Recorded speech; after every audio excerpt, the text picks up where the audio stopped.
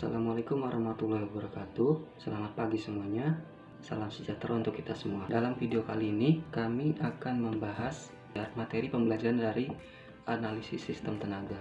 Namun sebelum kami mulai, saya sendiri dan Narali Prayoga selaku ketua kelompok 5 ingin memperkenalkan beberapa rekan-rekan saya, yaitu Hendri Elnizar, Kasman Irfan Panggabean, Riki Supriyadi Sipautar, dan Ki Ageng Reksapati.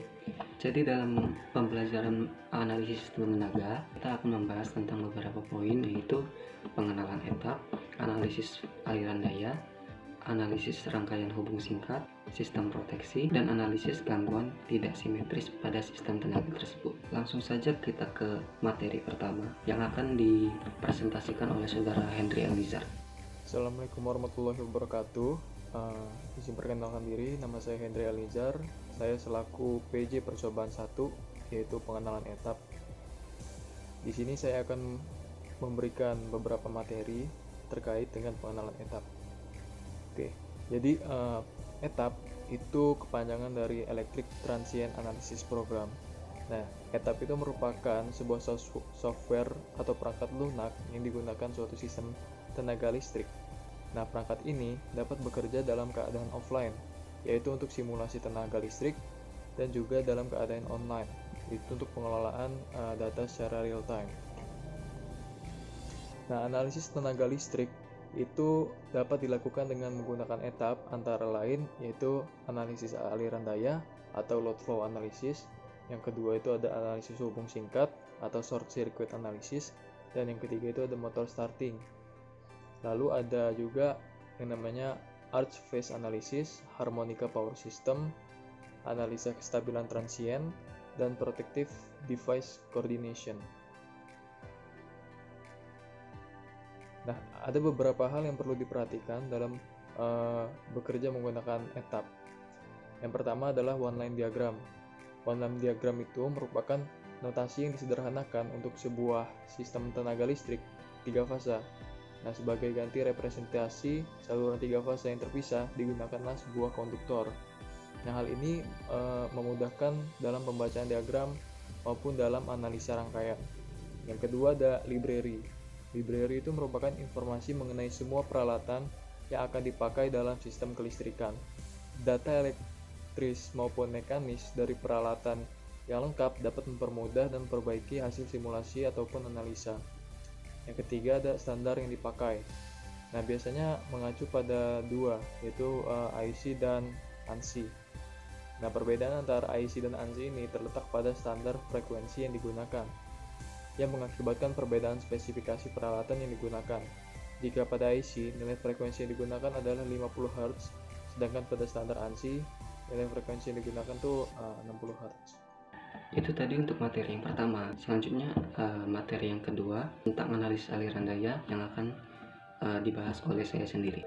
Analisis aliran daya atau load flow adalah suatu studi untuk merencanakan dan mengetahui besarnya daya dalam suatu sistem tenaga listrik. Manfaat dari adanya analisis aliran daya tersebut adalah untuk mengetahui besarnya daya dalam sistem tenaga listrik, apakah masih memenuhi batas yang telah ditentukan, serta untuk mengetahui besar losis yang terjadi dan untuk memperoleh kondisi mula pada perencanaan sistem yang baru. Langkah awal dalam melakukan analisis aliran daya adalah menghitung nilai admitansi pada masing-masing bus. Admitasi atau yang biasa dilambangkan oleh Y merupakan inverse dari impedansi pada saluran, sehingga didapatkan persamaan Y1/Z di mana Z adalah impedansi saluran.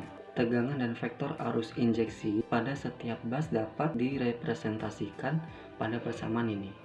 Lalu daya kompleks yang diinjeksikan ke setiap percabangan atau bus merupakan representasi dari tegangan dan arus konjugat pada masing-masing bus tersebut, sehingga didapatkan persamaan S sama dengan V dikali I konjugat dan I sama dengan S konjugat per V konjugat. Lalu dalam analisis aliran daya kita perlu mengetahui beberapa klasifikasi jenis bus yang ada pada sistem tenaga. Dalam klasifikasi jenis bus terdapat 3 jenis bus yang perlu kita ketahui untuk mempelajari analisis aliran daya. Yang pertama itu adalah swing bus, yang kedua PV bus, dan yang ketiga PQ bus. Pada analisis aliran daya, harus terdapat satu swing bus yang merupakan simpul referensi terhadap simpul lainnya. Simpul ini dapat berupa generator atau power grid yang biasanya pada diagram garis tunggal sistem tenaga, generator dengan kapasitas daya paling besar itu tersebut merupakan swing bus. Pada simpul ini, parameter yang diketahui adalah nilai magnitud dan sudut fasa. Sedangkan daya aktif dan reaktif perlu dihitung. PV bus. Pada simpul ini, parameter yang diketahui adalah daya reaktif dan magnitud tegangan. Sedangkan daya reaktif dan sudut fasa perlu dihitung. Pada simpul ini, harus terdapat peralatan yang bisa mengontrol daya reaktif dan magnitud tegangan. Oleh karena itu, simpul generator cocok untuk PV bus. Selain itu, gardu induk atau gardu distribusi juga dapat dijadikan PV bus jika memiliki kapasitas daya reaktif yang cukup.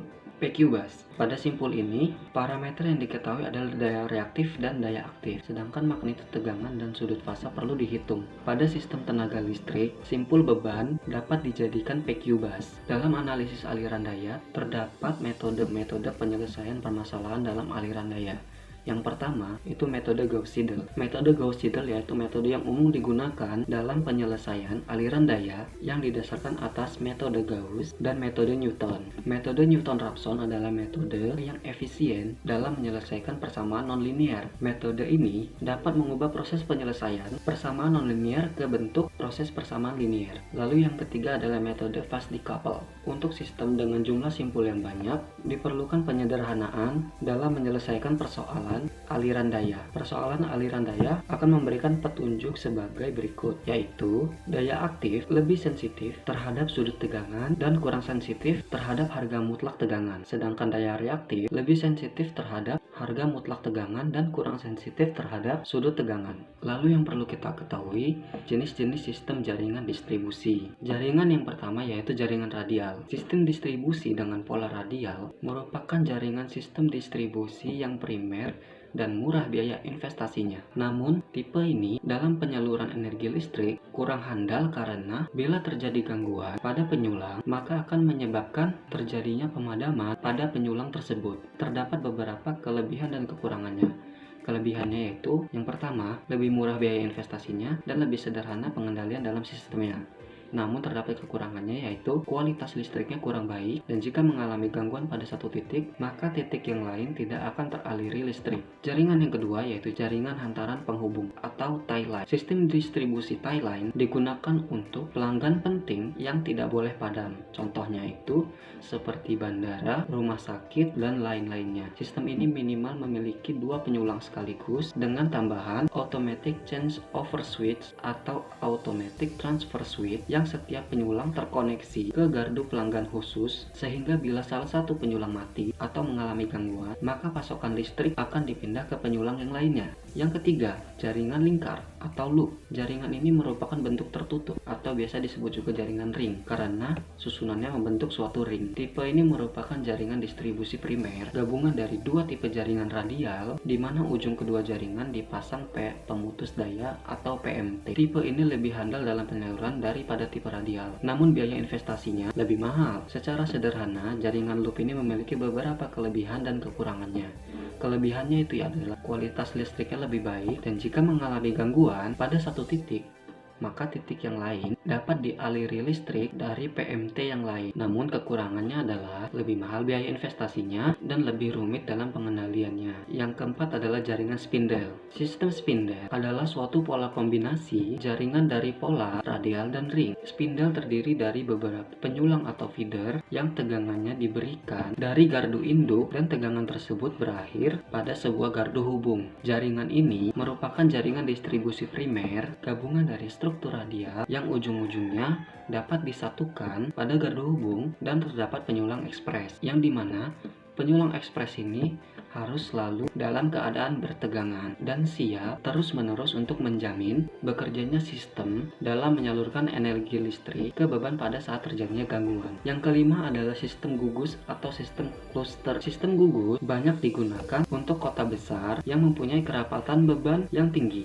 Dalam sistem ini terdapat saklar pemutus beban dan penyulang cadangan. Penyulang ini berfungsi bila ada gangguan yang terjadi pada salah satu penyulang konsumen, yang dimana penyulang cadangan adalah penyulang yang akan menggantikan fungsi suplai ke konsumen. Itu tadi beberapa penjelasan atau materi pembelajaran tentang analisis aliran daya. Selanjutnya langsung ke materi yang ketiga yang akan disampaikan oleh rekan saya, yaitu Ki Ageng Reksapati. Assalamualaikum warahmatullahi wabarakatuh. Baik, saya akan menjelaskan sedikit terkait dengan analisis rangkaian hubung singkat. Jadi gangguan hubung singkat ini adalah gangguan yang terjadi karena adanya kesalahan antar bagian-bagian yang bertegangan, sehingga pada saluran ini mengalami atau mengalir arus yang sangat besar, sehingga dapat merusak peralatan listrik yang ada di sekitar titik gangguan. Nah, pada dasarnya gangguan yang terjadi pada sistem distribusi ini, distribusi 20 kV ini terbagi menjadi dua, yaitu berdasarkan lama terjadi gangguan. Yang pertama yaitu gangguan transient, yaitu gangguan yang terjadi sangat cepat, tapi arusnya itu turun gangguan itu mereda dengan cepat karena adanya pemutus tenaga, yaitu disebut dengan arrestar. Kemudian gangguan permanen. Gangguan permanen ini gangguan yang tetap ada meskipun sudah kita netralisir dengan pemutus tenaga. Kemudian gangguan yang berdasarkan kesimetrisannya, yang pertama yaitu gangguan asimetris, merupakan gangguan yang mengakibatkan tegangan dan arus yang mengalir pada setiap fasanya ini menjadi tidak seimbang. Kemudian gangguan ini dibagi lagi menjadi gangguan hubung singkat satu fasa, yakni gangguan yang terjadi disebabkan karena salah satu fasanya ini terhubung singkat ke tanah. Kemudian gangguan hubung singkat dua fasa, yaitu ketika ada dua fasa pada dua fasanya ini saling terhubung singkat tapi tidak terhubung ke tanah, tidak terhubung singkat ke tanah. Kemudian gangguan hubung singkat dua fase ke tanah, yaitu pada saat dua fasanya ini saling terhubung singkat, kemudian terhubung singkat juga ke tanah gitu. Kemudian gangguan simetris, ya ini gangguan yang terjadi pada sistem pada semua fasanya, sehingga arus maupun tegangannya ini pada setiap fasa itu seimbang setelah terjadinya gangguan. Kemudian dibagi menjadi dua, yaitu gangguan hubung singkat tiga fasa, yaitu pada saat ketiga fasa ini saling terhubung singkat. Kemudian gangguan hubung singkat tiga fase ke tanah ketika ketiga fasanya saling terhubung singkat, kemudian terhubung singkat juga ke tanah. Demikian mungkin penjelasan singkat terkait dengan analisis rangkaian hubung singkat dari saya. Terima kasih. Assalamualaikum warahmatullahi wabarakatuh. Selanjutnya yaitu materi yang keempat yang akan disampaikan oleh rekan saya, yaitu Riki Supriyadi Sipautar. Sistem proteksi adalah cara untuk membatasi atau mencegah kerusakan peralatan terhadap gangguan yang terjadi. Hal ini dilakukan untuk menjaga kontinuitas penyaluran daya listrik ke beban tetap terjaga. Gangguan pada sistem tenaga listrik hampir seluruhnya merupakan gangguan hubung singkat. Fungsi dari sistem proteksi dapat bekerja dengan cara: yang pertama, mendeteksi adanya sebuah gangguan, melepaskan bagian sistem yang terganggu, kemudian memberitahu operator terjadi gangguan dan lokasinya. Pengaman lebur atau fuse adalah contoh alat pengaman yang paling sederhana yang paling tepat untuk memenuhi fungsi tersebut. Kemudian, pengaman yang berkualitas memerlukan suatu relay pengaman yang berkualitas. Berikut adalah beberapa syarat pada relay pengaman. Yang pertama, keandalan atau reliability. Terus yang kedua, selektivitas atau selectivity, kecepatan atau speed, kepekaan atau sensitivity.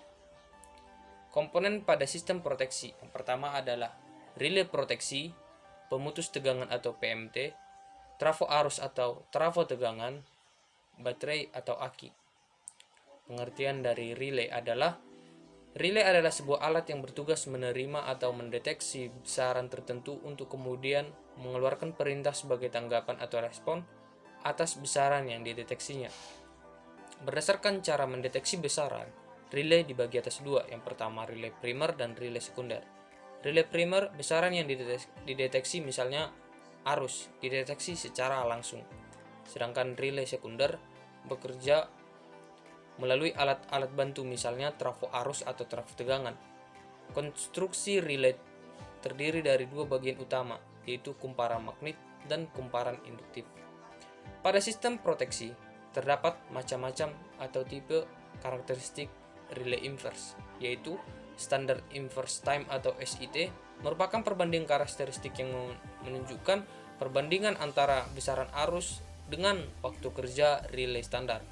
Kemudian vary inverse time atau VIT merupakan karakteristik yang menunjukkan perbandingan antara besar arus dengan waktu relay yang lebih cepat dari standar inverse. Extreme inverse time atau EIT merupakan karakteristik yang menunjukkan perbandingan antara besar arus dengan waktu kerja relay yang lebih cepat dari standar dan very inverse.